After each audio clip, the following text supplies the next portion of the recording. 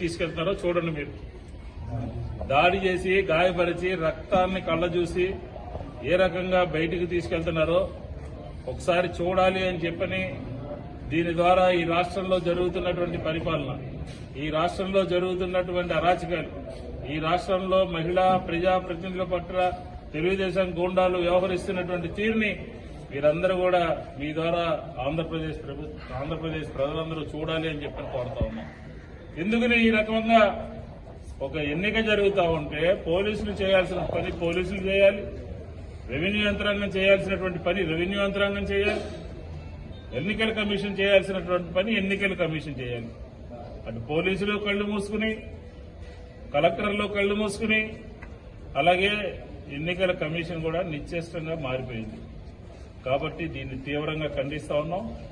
ఇది మీ యొక్క ఆనందం కోసమే ఈ ఎన్నిక తప్ప ఈ రాష్ట్రంలో ప్రజల యొక్క విశ్వాసాన్ని మీరు 18-20 నెలల మాసంలో కోల్పోయారనే విషయాన్ని మీరు గ్రహించండి.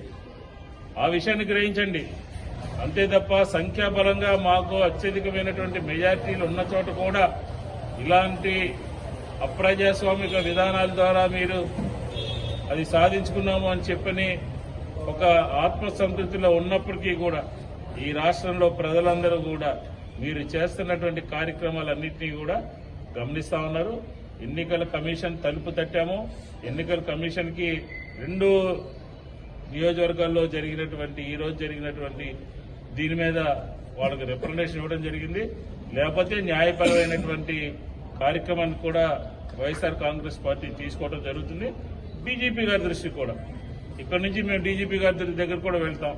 డీజీపీ గారి దృష్టికి కూడా ఈ విషయాలను తీసుకువెళ్లి అక్కడ ఉన్నటువంటి దాడులు జరుగుతున్నప్పుడు, మహిళల మీద దాడి జరుగుతున్నప్పుడు, ఎంపీపీల మీద దాడి జరుగుతున్నప్పుడు, ఓటు వేయడానికి వెళ్తున్నటువంటి వారిని కారు మీద జరిగినటువంటి దాడి విషయంలో అటు వింజమూరులో కానీ అటు అనంతపురం జిల్లా రాయదుర్గంలో కానీ జరిగినటువంటి సంఘటనల మీద పోలీస్ ఉన్నత అధికారులు చర్యలు తీసుకోవాలి. చర్యలు తీసుకోకపోతే ఖచ్చితంగా వైఎస్ఆర్ కాంగ్రెస్ పార్టీ ప్రజా ఉద్యమం నిర్మిస్తాము అని చెప్పని కూడా ఈ సందర్భంగా తెలియజేస్తాం.